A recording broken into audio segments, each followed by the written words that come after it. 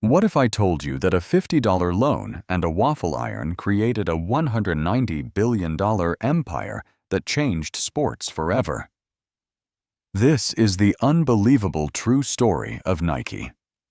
A journey of near-failure betrayal and a dream that became a global revolution. Today, you will discover the incredible success story of Nike, a company that grew from zero to a $190 billion empire. This story is wonderful for your English because it uses simple, clear language. It will help you learn new words and improve your listening and reading skills in a very interesting way. Chapter 1. The Birth of a Dreamer. The year was 1938. In a small town in Portland, Oregon, a baby boy was born. His name was Philip Hampson Knight, but his family called him Phil. He wasn't born into a rich family, and he wasn't born famous. But he was born with something far more powerful, a competitive spirit. His father, Bill Knight, was a newspaper publisher. He was a tough man, a man who believed in hard work and discipline. Phil grew up in a strict household. His father refused to give him money easily. If Phil wanted something, a new toy or a ticket to a movie, he had to earn it himself. From an early age, Phil was a little different. He wasn't the loudest kid in the room, and he wasn't the strongest, but he was fast. He loved to run. Running gave him a feeling of freedom. When he ran, he felt alive. Little did he know that his love for running would one day change the entire world. As a teenager, Phil became obsessed with track and field. He joined his high school's running team, and he trained hard every single day. But there was a problem. The shoes. The running shoes that were available at the time were heavy, uncomfortable, and slow. Every time he ran, he felt like his shoes were holding him back. He would think to himself, why aren't there better running shoes? That question stuck in his mind. It stayed with him for years, and one day it would lead him to create Nike. After high school, Phil went to the University of Oregon. He wasn't just an ordinary student. He became a star athlete on the track team. And this is where fate or destiny introduced him to the man who would change his life forever, Bill Bowererman. Bill Bowererman wasn't just any coach. He was a legend. He had one single goal to make his runners faster than anyone else in the world. But he didn't just train them physically. He believed that the real secret to speed was in the shoes. He was obsessed with designing better running shoes. Every day he experimented with different materials, different soles, and different techniques. And when Phil Knight walked onto the track, Bowererman saw something special in him. Phil wasn't the fastest runner on the team, and he wasn't the best. But he had incredible passion and determination. So Bowererman started testing his new shoe designs on Phil and the other athletes. That's when something clicked in Phil's mind. A powerful idea began to form. What if we created the world's best running shoes that are light, fast, and powerful? This thought stayed with him like a quiet whisper, but he didn't act on it yet. After graduating in 1959, Phil had no idea what to do next. He had a business degree, but he had no job, no clear direction, and no plan for his life. His father told him to get a real job, maybe at a newspaper like him. But Phil didn't want an ordinary life. He wanted something more. So he made a crazy decision. With no job and no real purpose, Phil decided to travel the world. He went to Hawaii, Japan, India, Greece, and many other countries. But one country changed everything for him. That country was Japan. At the time, Japan was a rising power in the shoe industry. They had a company called Onitsuka Tiger, which made lightweight, high-quality running shoes. Phil was fascinated. He held the shoes in his hands and felt how different they were. An idea sparked in his mind. What if I could bring these shoes to America? He thought. He had no company, no money, and no experience. But in that moment, a crazy idea was born. Phil decided to take a huge risk. He scheduled a fake business meeting with Onitsuka Tiger. He pretended to be the owner of a company called Blue Ribbon Sports. But here's the truth: Blue Ribbon Sports didn't exist. It was just a name he quickly made up. Still, he walked into that meeting with confidence. He sat down with the executives from Onitsuka and said, "I want to sell your shoes in America." To his complete surprise, they listened, and they agreed. And with just $50, Phil ordered his batch of shoes. He started selling them from the trunk of his car at track meets. He had no office, no store. It was just him, his passion, and his dream. Chapter 2. The Battle for Survival. Phil didn't have a store. He didn't have a big marketing budget. So every morning, he would load his car with boxes of shoes and drive from one track meet to another, hoping to sell them to athletes and coaches. He didn't have a fancy sales pitch, and he didn't have any advertisements. All he had was a deep belief in his product. He would walk up to runners, show them the Onitsuka Tiger shoes, and let them try them on. "Just run a few steps," he would say. And once they did, they felt the difference immediately. The shoes were lighter and more comfortable than anything they had ever worn. Word began to spread slowly at first, then faster. More and more athletes started choosing Onitsuka shoes over the big American brands. Phil's little business, Blue Ribbon Sports, was growing. But there was one massive problem. Selling shoes was one thing, but running a business required money. Phil had to pay for inventory. He needed to order more shoes from Japan to keep up with the growing demand. But Onitsuka Tiger had a strict policy: they only shipped shoes if he paid for them up front. And Phil, he was broke. Every time he made some money from selling shoes, he had to immediately reinvest all of it to order more stock. He had no savings, no investors, and no financial backup. If he ran out of money even for a week, the business would collapse. So he did something that would change his life forever. Desperate for cash. Phil went to a local bank to ask for a loan. He walked in, full of confidence, ready to explain his business plan. But the moment he said he was selling shoes from Japan, the bank manager frowned. "Japanese shoes in America," the manager said. "I'm sorry, but that's not going to work." The bank rejected him. No loan, no help, nothing. But Phil refused to give up. He went to another bank. They also rejected him. He went to another and another. Rejected. Rejected. Every time he heard the word no, his belief in his dream just grew stronger. It was like fuel for his fire. Finally, after weeks of rejection, one small bank agreed to lend him a tiny amount of money. It was barely enough to survive, but it was enough to keep Blue Ribbon Sports alive. Phil knew he couldn't do everything alone. Selling shoes, ordering inventory, managing money, it was too much for one person. So he hired his first employee, a man named Jeff Johnson. Jeff wasn't just any employee. He was obsessed with running and with shoes, just like Phil. He worked day and night helping Phil sell more shoes.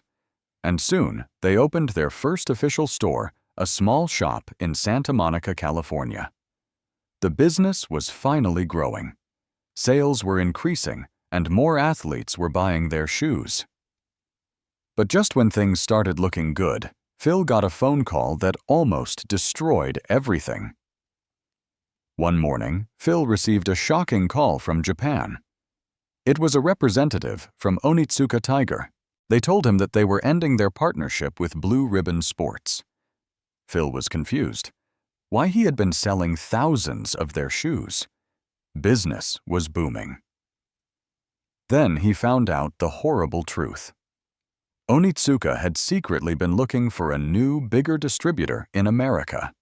They were planning to cut Phil out completely and take over the US market for themselves. If this happened, Blue Ribbon Sports would be finished. Everything Phil had built, the late nights, the track meets the loans, the struggles, it would all be for nothing. He had two choices.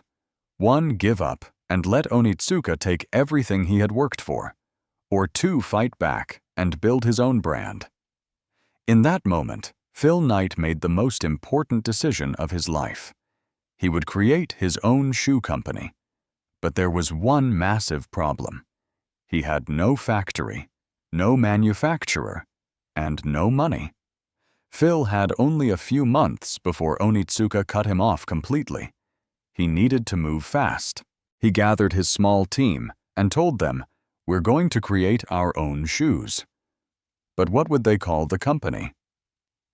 They needed a name that was powerful, inspiring, and unforgettable. They brainstormed for weeks, thinking of different ideas. They considered names like Dimension 6 and Falcon. But then something magical happened. One night, Jeff Johnson had a dream. In the dream, he saw the Greek goddess of victory. Her name was Nike. He woke up and immediately told Phil. And just like that, the company had its name, Nike. But a name wasn't enough. They needed a logo. Phil went to a young graphic design student named Carolyn Davidson and asked her to design a logo for his new company. She created the swoosh, a simple curved checkmark that represented movement speed and victory. And how much did she charge for this now famous logo?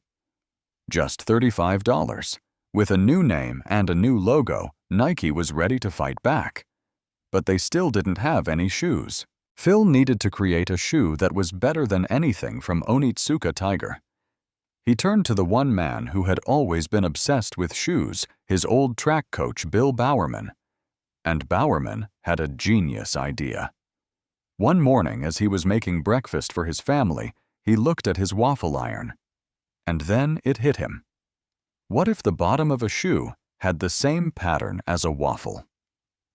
He ran to his lab, poured melted rubber into the waffle iron, and created the first Nike sole. The result was a shoe that was lighter, faster, and had better grip than anything else on the market. The first Nike shoe, the Nike Waffle Trainer, was born. And now, Phil was ready for war.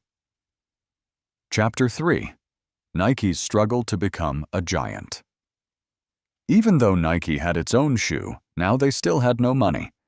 Phil had spent every last dollar on developing the new shoe and breaking away from Onitsuka. But to sell more shoes, Nike needed factories, materials, and marketing. And all of that required cash, millions of dollars, that Nike simply didn't have.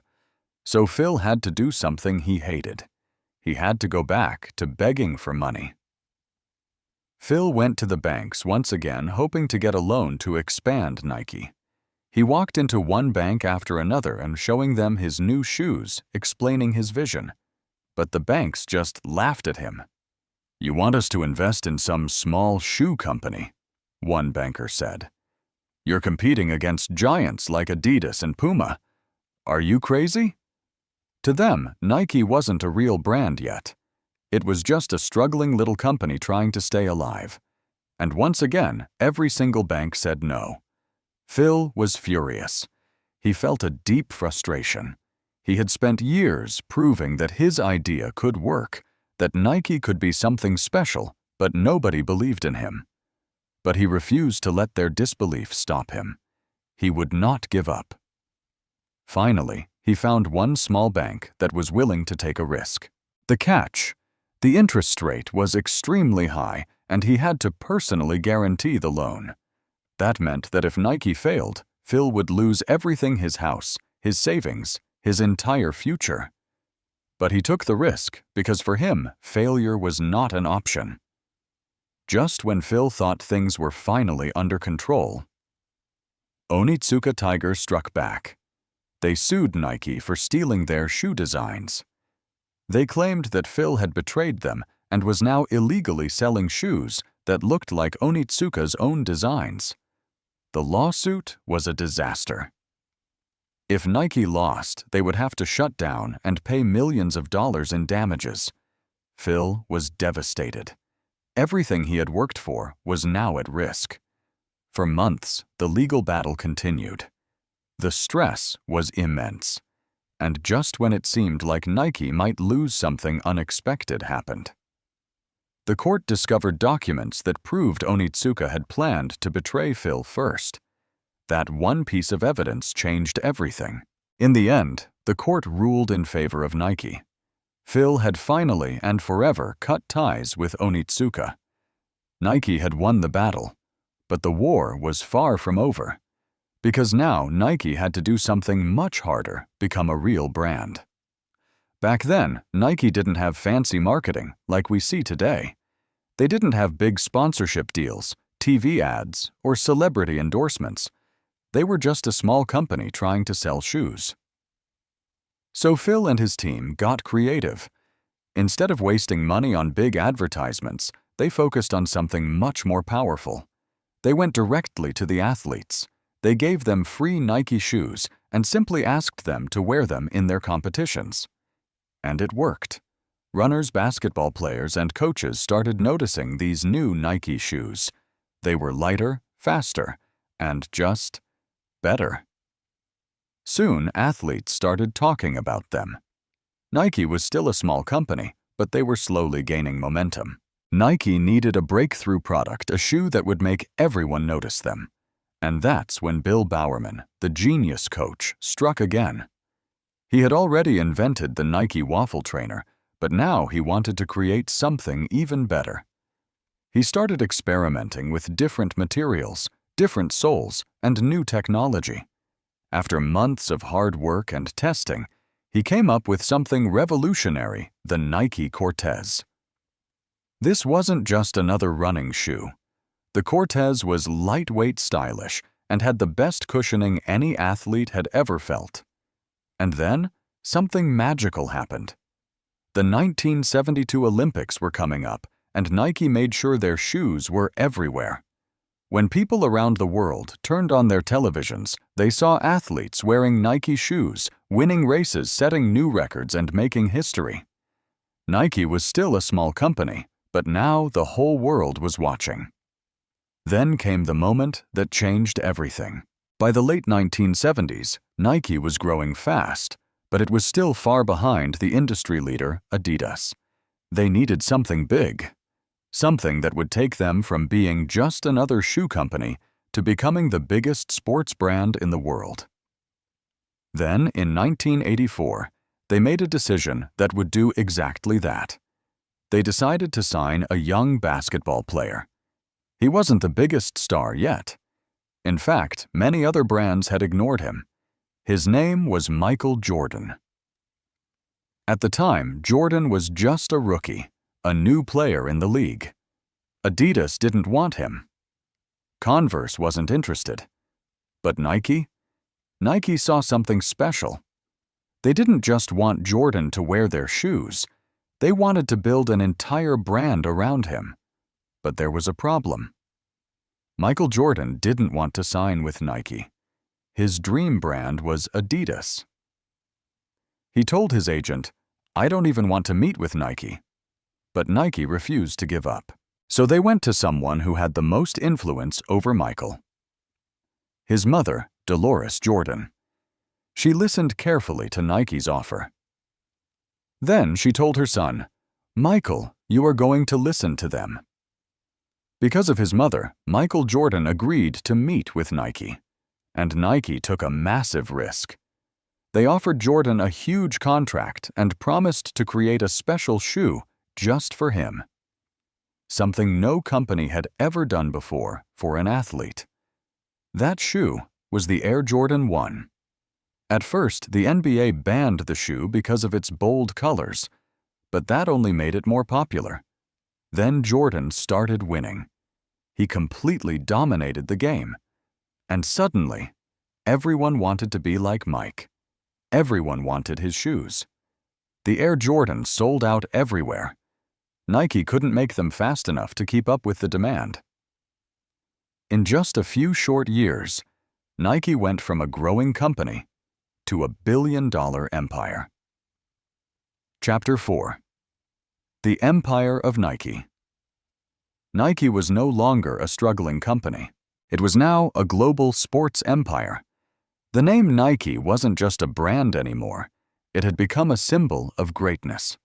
Everywhere you looked, the world's best athletes were wearing Nike. Michael Jordan dominated the NBA.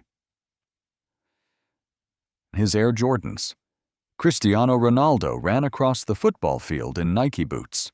Serena Williams crushed her competition in Nike gear. But Nike wasn't finished yet, because there was still one thing missing. They needed one clear message, a slogan that would define them forever. This was the birth of "Just Do It," the slogan that changed everything. It was the late 1980s. Nike was growing fast, but they needed a way to connect with everyone, not just professional athletes, but also regular people.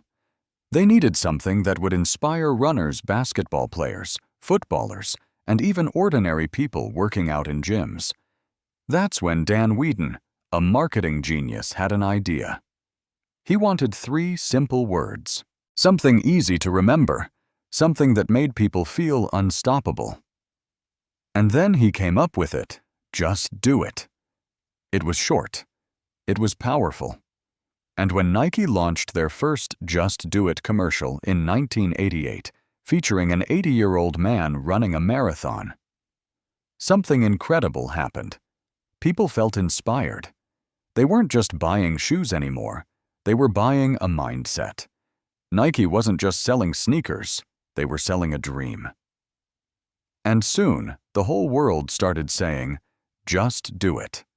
It became one of the most iconic slogans in history, and it made Nike truly unstoppable.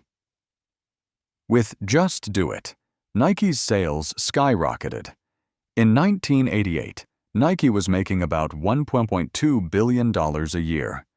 By 1996, they hit $6.4 billion. By 2003, Nike was earning over $10 billion. And today, Nike is worth over $102 billion. That is more than Adidas, Puma, and Reebok combined. And it all started with a man who sold shoes out of his car. With every new star they signed, Nike's empire grew bigger and stronger. Because when people saw their idols wearing Nike, they wanted to wear it too. Nike became a part of history. Even after Michael Jordan retired from basketball, Nike kept selling Air Jordans. And guess what? The Air Jordan brand alone makes over $5 billion per year. That's right, just one line of shoes makes more money than most entire companies. Even today, people will wait in long lines for hours just to buy a new pair of Jordans. And this is why Nike is different. They don't just sell shoes. They create culture. They make products that people dream of wearing. Nike wasn't just taking over America. They wanted the whole world. So they expanded to Europe, signing football clubs like Barcelona and PSG. They expanded to Asia, dominating the sportswear markets in China and Japan. They went to South America, partnering with Brazil's national football team, and to Africa, sponsoring the best young footballers. Now Nike is in every country, every city, every street. No matter where you go, you see the swoosh logo. Nike isn't just a company, it's a global movement. Even the biggest companies face problems, and Nike had many challenges over the years. There were scandals. They were accused of using sweatshops and child labor in their factories. There were financial crashes. The 2008 crisis almost destroyed their profits. And there was always competition. Adidas, Puma, and Under Armour were always trying to take their place. But Nike always fought back. They improved the working conditions in their factories, they signed new superstars, and they kept innovating. Every time someone thought Nike was finished, they proved everyone wrong. Because winners never quit. Today, Nike is the biggest sports brand on earth. They have over $50 billion in annual revenue, more than 75,000 employees, and their products are sold in over 190 countries. Their shoes and clothes are worn by the greatest athletes in history. Nike's story is more than just about shoes. It's about believing in something before the rest of the world can see it. Phil Knight had no money, no support, and no guarantees. But he had a vision. He believed in Nike when nobody else did. And because of that powerful belief, he built an empire. Nike's story teaches us one very important thing. No dream is too big. No challenge is too hard. And no failure is the end. If you believe in yourself and never give up, you can achieve anything. Now it's your turn. Do you believe in the power of never giving up? Tell me your thoughts in the comments below. And if you enjoyed this story, please make sure to subscribe for more amazing success stories. Because your success story is waiting to be written. All you have to do is just do it.